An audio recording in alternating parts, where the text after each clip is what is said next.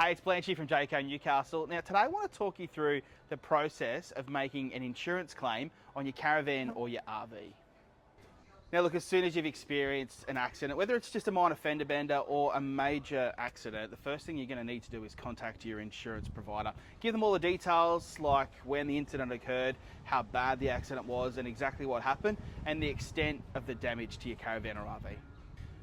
When your insurer asks you where you'd like to have your caravan repaired, hey, consider bringing it to us here at Jayco Newcastle. We're the experts when it comes to caravan repairs and maintenance, and we'd love to help you through the process.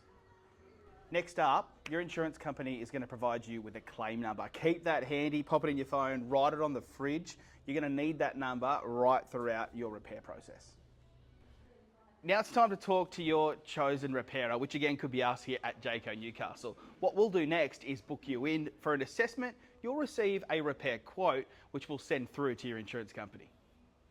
Following on from the assessment, an insurance assessor will review the quote and assess the damage, either in person or through photos. They'll then decide whether to approve the claim, and more often than not, it's a pretty smooth process.